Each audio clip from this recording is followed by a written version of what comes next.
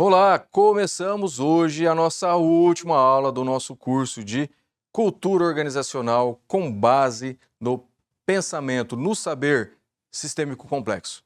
Eu, José Rodolfo Grou, que ministrei esse curso com vocês, finalizo ele muito feliz, entendendo que vocês estão agora munidos de tanta informação, com tanto mindset diferente para compreender justamente o quê? Como a cultura da minha empresa ela está influenciando a estratégia e como ela está trabalhando no comportamento de pertencimento das pessoas que fazem parte da minha equipe, que fazem parte do meu time de trabalho. E o que nós vamos ver nessa última aula? É importante entender sobre práticas. Desde a primeira aula eu tenho falado sobre práticas, eu tenho dado exemplos de práticas, de situações, de comportamento, de atitudes que nós podemos ter no nosso dia a dia, pensando não só na construção, não somente na revaloração, mas também na implantação de uma nova cultura ou do sentimento de pertencer das pessoas frente à cultura organizacional. E nesse momento é importante nós nos atentarmos a essas questões, que são os pilares responsáveis pela construção dessa cultura organizacional ou dessa nova cultura empresarial. Ponto 1 que é importante entender. Através das práticas, ok? Dos rituais de integração, dos rituais de desenvolvimento, das trilhas de desenvolvimento, através dos processos de trabalho, é que nós vamos conseguir construir esses novos pilares para a nossa cultura ou nova cultura. Então, uma orientação. Faça uma lista. Quais práticas você tem que comunica a cultura e quais novas práticas você precisa ter? Quais processos de trabalho que comunica a cultura e quais novos processos de trabalho, seja no RH, seja no teu departamento quanto líder, você precisa ter para comunicar a cultura ou a nova cultura organizacional? Qual que é o tipo de comunicação que você tem que ter? Às vezes, essa comunicação ela precisa ser iniciada pelo CEO, pelo fundador da empresa. Às vezes, essa comunicação ela tem que ser feita primeiro internamente, para depois nós irmos para o mercado. E às vezes muitas empresas elas erram nesse quesito, porque, pessoal, muitas empresas comunicam primeiro externo no mercado e depois a comunicar internamente. E aí a equipe fica sem entender o que está acontecendo. Um aspecto que eu gosto sempre de trazer quando a gente fala dessa comunicação é explorar muito os canais de comunicação. E canais de comunicação não é só mídias, a gente precisa lembrar disso, que a gente pode trazer para a revaloração da nossa cultura. E talvez você vai se deparar com alguma fala como eu não gosto de gravar, eu não gosto de fazer esse movimento, mas precisa? Precisa. E aí nós temos que ter capacidade argumentativa, explicativa para o nosso CEO, para o nosso líder, para o nosso gestor, para eles entenderem a importância dessa comunicação. Porque essa comunicação na mudança ou na implantação da cultura traz o quê? Traz identificação, traz fortalecimento desse DNA. Então, esse aspecto é fundamental, é totalmente importante para a cultura ela ser conectada, ser vivenciada, ser pertencente ao sentir do colaborador. Olha só, um exemplo bacana que eu quero trazer para vocês aqui de comunicação, lembrei de um case que eu vivenciei alguns anos atrás, fazendo uma mentoria para um empresário, num processo de revaloração da cultura, eu deixei como uma atividade para ele pensar se fazia sentido para ele. Ele escreveu uma carta para cada gerente que cuida da empresa dele, nos diversos estados que a gente tem no nosso país, genuinamente agradecendo e para que ele escrevesse aquilo que ele estava sentindo.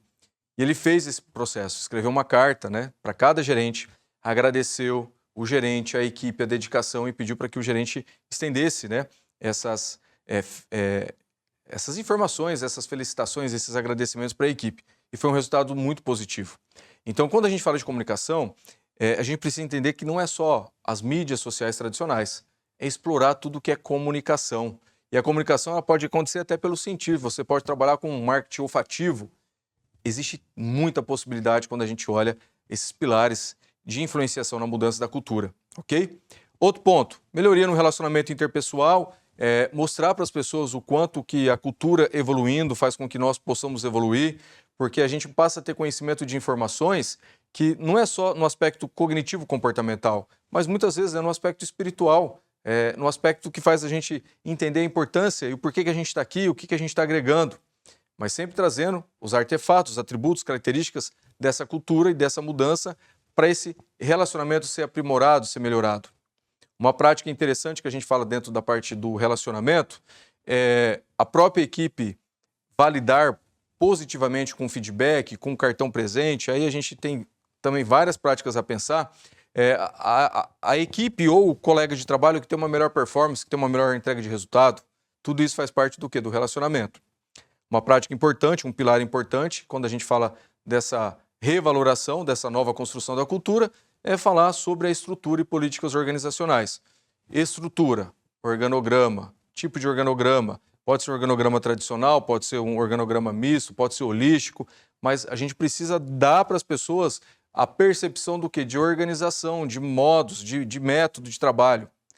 E além do organograma, a gente precisa falar das políticas, das práticas, o que muda, controle, de compliance, de governança. Então, tudo isso faz parte dos pilares dessa revaloração e dessa comunicação da cultura. Um ponto importante, a gente precisa genuinamente procurar diversas maneiras de comunicar e de apresentar para as pessoas a missão, a visão, os valores ou o propósito transformador massivo. Essa ideologia faz parte de um principal pilar de revaloração dessa cultura. E, chegando por último, as predisposições mentais e os paradigmas.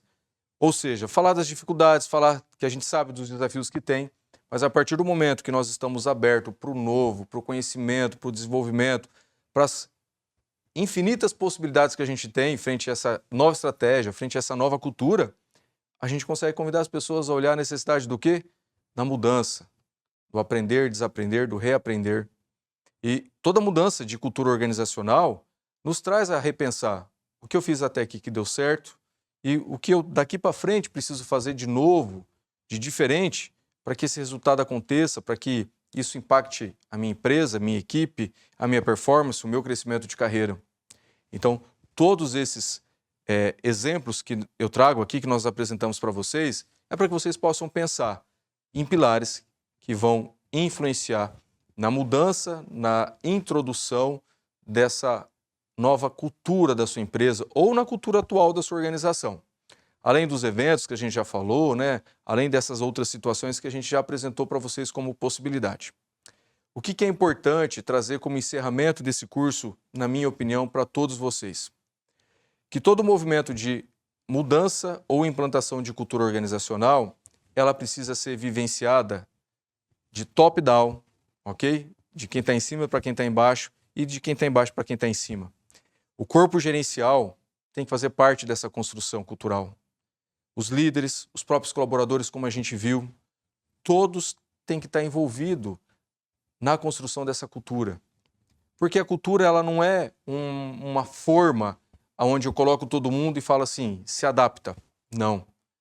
A cultura, para mim, ela é como se fosse uma massa de modelar. E a gente precisa entender onde a gente puxa essa massa, onde a gente readequa, onde a gente alinha, onde a gente muda a configuração, onde a gente muda o formato. E falar de cultura e trabalhar em cultura é importante para que a gente possa garantir o quê? Um novo combustível, um novo oxigênio das pessoas e para as pessoas que fazem parte do nosso negócio.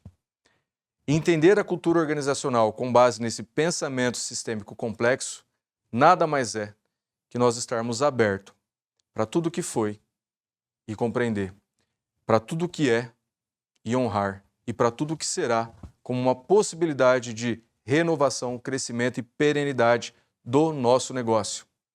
Eu espero de coração que você tenha aprendido bastante coisa nesse nosso curso, anotado várias informações e qualquer necessidade, conte com a nossa equipe que nós estamos à disposição.